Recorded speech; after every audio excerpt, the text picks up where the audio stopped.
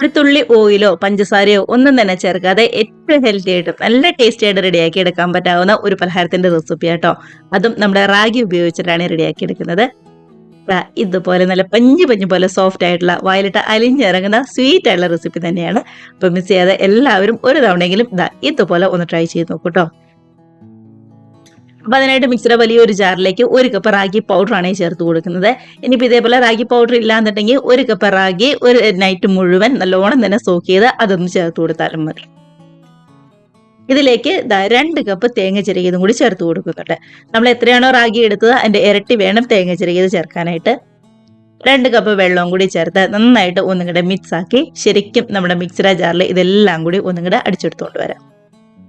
അപ്പൊ റാഗിയാണ് എടുക്കുന്നതെങ്കിൽ നല്ലോണം ഒരു രാത്രി മുഴുവൻ ഒന്നുകൂടി സോക്ക് ചെയ്തിട്ട് വേണം ചേർക്കാനായിട്ട്. നന്നായിട്ടൊന്ന് കുതിർത്തി വേണം ചേർത്ത് കൊടുക്കാൻ. ഇതുപോലെ ശരിക്കും ഒന്നുകൂടെ അടിച്ചെടുത്തോണ്ട് വന്നിട്ടുണ്ട്. ഇനിയിപ്പോ ഒട്ടും തന്നെ തരിതരിപ്പൊന്നുമില്ലാതെ നന്നായിട്ട് ഇതേപോലെ ഒന്നുകൂടെ അരിച്ചെടുക്കണം.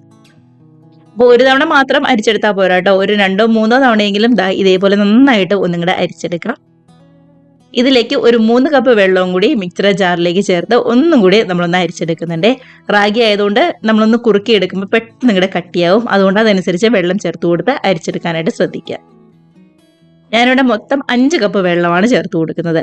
1 കപ്പ് റാഗി പൊടിയും അതേപോലെ തന്നെ 2 കപ്പ് തേങ്ങ ചിരകിയതിനും 5 കപ്പ് വെള്ളം വേണം ഇതേപോലെ ചേർത്ത് ഒന്നും കൂടെ മിക്സ് ആക്കി എടുക്കാൻ.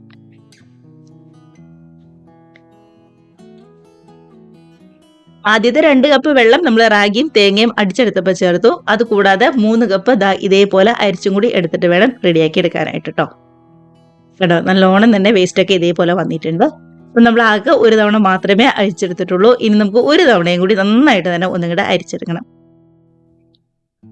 നന്നായിട്ട് തന്നെ അരിച്ചെടുത്ത് ശരിക്കും വെള്ളം പോലെ ക്ലിയർ ആക്കി കിട്ടണം. കണ്ടോ, ഇതിപ്പോ സ്പൂണിലാണെന്നുണ്ടെങ്കിലും ചെറിയൊരു റാഗിയുടെ തരിതരിപ്പുണ്ട്. അങ്ങനെ നമ്മൾ റെഡിയാക്കി എടുക്കുമ്പോൾ ഒട്ടും തന്നെ ടേസ്റ്റ് ഉണ്ടാവില്ല കേട്ടോ.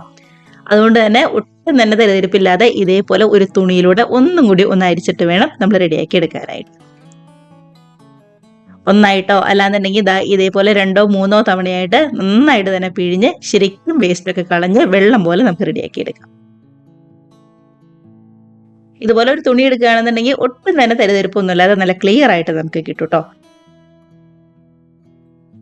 അപ്പൊ ഇത്രയും മതി. ഇനി ഒട്ടും തന്നെ സമയം കളയാതെ നമുക്കൊന്ന് റെഡിയാക്കി എടുക്കാം. ഏത് പാനിലേക്കാണോ റെഡിയാക്കി എടുക്കുന്നത് ആ പാനിലേക്ക് ഇതേപോലെ കപ്പിൽ നമുക്ക് ഇങ്ങോട്ട് അളന്നെടുക്കാം കേട്ടോ. 5 കപ്പ് തന്നെ ഇല്ലേന്ന് കറക്റ്റ് ആയിട്ട് ഒന്നും കൂടി ഒന്ന് നോക്കുക. ഇല്ലാന്നുണ്ടെങ്കിൽ കുറച്ചും കൂടി വെള്ളം അതനുസരിച്ച് ചേർത്ത് കൊടുക്കാം. നേരെ അടുപ്പത്തേക്ക് വെച്ച് കൈയെടുക്കാതെ തന്നെ ഇളക്കി കൊടുക്കുക. പെട്ടെന്ന് തന്നെ ഇങ്ങോട്ട് കുറുകി വന്നോളും. ഒരുപാട് സമയമൊന്നും വേണ്ടി വരില്ല. ഗ്യാസിന്റെ ഫ്ലെയിം നന്നായിട്ട് ചൂടായതിനു ശേഷം മീഡിയം ലോ ഫ്ലെയിമിൽ വെക്കാം കേട്ടോ. പതുക്കെ ഒന്നും കൂടെ കട്ടിയായിട്ട് വന്നിട്ടുണ്ട്. ഇനി ഇതിലേക്ക് മധുരത്തിന് വേണ്ടിയിട്ട് 1 കപ്പ് ഗ്രേറ്റ് ചെയ്ത ശർക്കര ആട്ടോ ചേർത്ത് കൊടുക്കുന്നത്. ഈ ശർക്കരയിൽ കല്ലോ മണ്ണോ ഒന്നും ഇല്ലാത്തതുകൊണ്ടാണ് നമ്മൾ ഡയറക്റ്റ് ഗ്രേറ്റ് ചെയ്ത് ചേർത്ത് കൊടുക്കുന്നത്.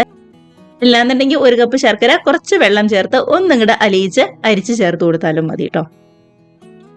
നന്നായിട്ട് തന്നെ ഒന്നും കൂടെ യോജിപ്പിച്ചെടുക്കാം. കണ്ടോ, നല്ലോണം ഒന്നും കൂടെ തിളച്ച് കുറുകി വന്ന് തുടങ്ങിയിട്ടുണ്ട്. ഇതിലേക്ക് നല്ല ടേസ്റ്റിന് വേണ്ടി 1/2 ടീസ്പൂൺ ഏലക്ക പൗഡറും കൂടി ചേർത്ത് കൊടുക്കുന്നുണ്ട്. ഇനി ശരിക്കും ഒന്നും കൂടെ തിളച്ച് നമ്മുടെ പാനിൽ നിന്നൊക്കെ ആണെന്നുണ്ടെങ്കിലും ഒന്നും കൂടെ വിട്ട് വരുന്നവരെ നന്നായിട്ട് ഒന്നും കൂടെ റെഡിയാക്കി എടുക്കാം. ഇതിലേക്ക് 1 ടേബിൾ സ്പൂൺ നെയ്യും കൂടി ചേർത്ത് കൊടുക്കാം. 1 ടേബിൾ സ്പൂൺ വീതം 2 തവണയായിട്ട് നമ്മൾ നെയ്യ് ചേർത്ത് കൊടുക്കുന്നുണ്ട്. ഉണ്ടോ, ഒന്നും കൂടി തിളച്ച് കുറുകി വന്ന് തുടങ്ങിയിട്ടുണ്ട്.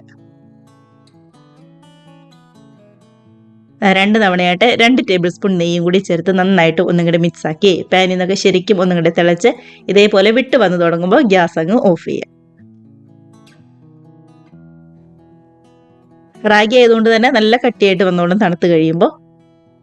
ഇതിപ്പോൾ കറക്റ്റായിട്ടുള്ള പരുവത്തിന് നമുക്ക് കിട്ടിയിട്ടുണ്ട്. ഇത് മതി. ഗ്യാസ് ഓഫ് ചെയ്ത് നമുക്ക് മറ്റൊരു പാത്രത്തിലേക്ക് ഇതേപോലെ സെറ്റ് ചെയ്യാനായിട്ട് മാറ്റി കൊടുക്കാം കേട്ടോ. ഞാൻ ഈ ട്രേയിൽ ചുറ്റും ഒന്ന് നെയ്യ് പറ്റി കൊടുത്തിട്ടുണ്ട്.